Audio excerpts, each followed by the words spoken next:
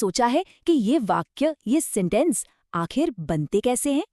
ठीक वैसे ही जैसे एक घर ईंटों से बनता है, हमारे वाक्य भी कुछ खास तरह के शब्दों से बनते हैं। और आज हम इन्हीं बिल्डिंग ब्लॉक्स को एक-एक करके समझने की कोशिश करेंगे। और ये रहे वो 8 बुनियादी बिल्डिंग ब्लॉक्स। इन्हीं को हम अंग्रेजी में पार्ट्स ऑफ स्पीच कहते हैं। नाउन और प्रोनाउन से शुरू होकर इंटरजेक्शन तक यही वो 8 चीजें हैं जो किसी भी सेंटेंस की नींव होती हैं। तो चलें एक-एक करके इनकी दुनिया में उतरते हैं।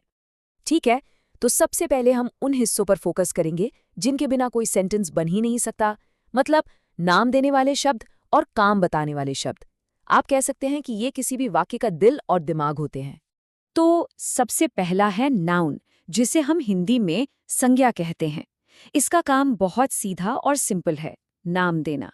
हमारे आसपास जो कुछ भी है, हर चीज का नाम एक नाउन होता है। जैसे इन नोट्स में हम देख सकते हैं, नाउन किसी इंसान का नाम हो सकता है जैसे सूरज, या किसी चीज का नाम जैसे कार। ये किसी जगह का नाम भी हो सकता है या किसी आइडिया का भी। सीधी सी बात है, अगर किसी चीज का कोई नाम है तो वो एक नाउन है। अगला है प्रोनाउन यानी सर्वनाम। इसे भाषा का एक तरह का शॉर्टकट समझिए। जब हमें बार बार एक ही नाउन को दोहराना नहीं होता तो हम उसकी जगह एक प्रोनाउन का इस्तेमाल कर लेते हैं। इसके सबसे आम उदाहरण हैं ही और शी। मान लीजिए हम सूरज के बारे में बात कर रहे हैं, तो बार बार सूरज कहने के बजाय हम ही कह सकते हैं। इससे हमारी बातचीत ज्यादा सहज और सुनने में अच्छी लगती है। अब आते हैं वर्ब पर, यानी क्रिया पर। वर्ब ही वो शब्द है जो जान डालता है सेंटेंस में।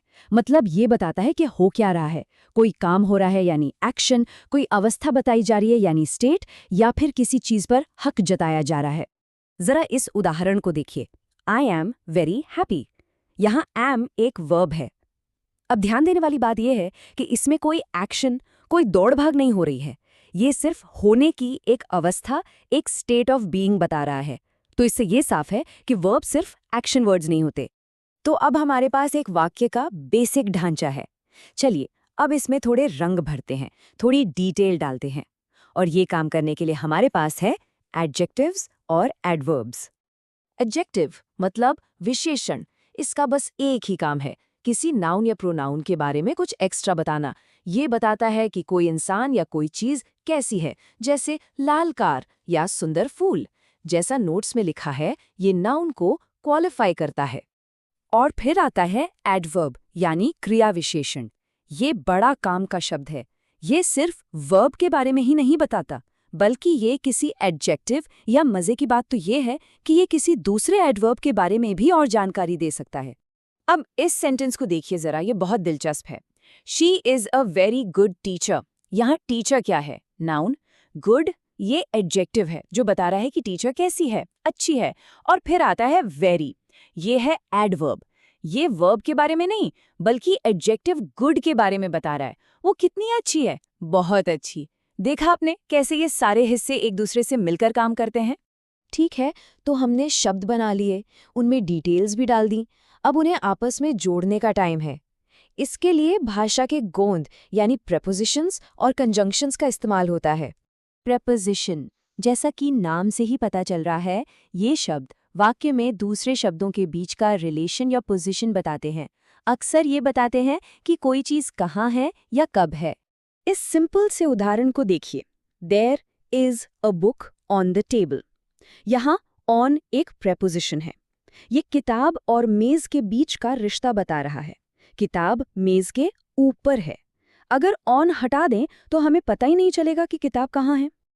अगला है कंजंक्शन। ये है असली कनेक्टर्स यानी जोड़ने वाले शब्द। ये दो शब्दों को, दो छोटे छोटे वाक्यों को या दो पूरे पूरे सेंटेंसेस को भी एक साथ जोड़ सकते हैं। जैसे इस उदाहरण में I am happy but you are sad. यहाँ बट एक कंजंक्शन है। ये दो बिल्कुल अलग आइडियाज को, मैं खुश हूं और तुम दुखी हो, एक ही वाक्य में जोड़ रहा है। कंजंक्शंस हमारे विचारों को एक साथ पिरोकर एक फ्लो देते हैं।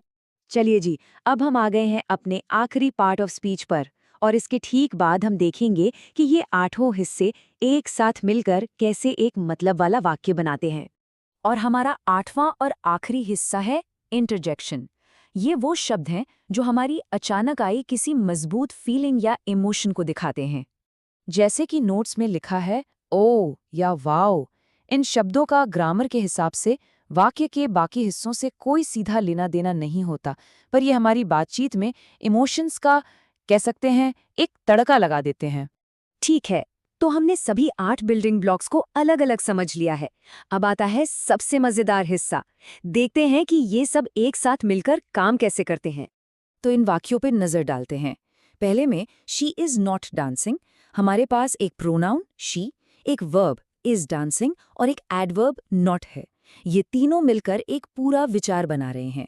अब नीचे वाला वाक्य देखिए, he is a very good teacher. इसमें प्रोनाउन, वर्ब, एडजेक्टिव, एडवर्ब और नाउन सब एक साथ काम कर रहे हैं। ये हमें दिखाता है कि हर शब्द की वाक्य में खास भूमिका होती है। तो अब जब ये सारे बिल्डिंग ब्लॉक्स हमारी समझ में आ गए हैं, तो सवाल ये उठता है कि इनसे क्या बनाया जाएगा। भाषा एक औजार की तरह है और अब हमें इसके इस्तेमाल के बुनियादी नियम पता हैं। अब इससे क्या रचा जाता है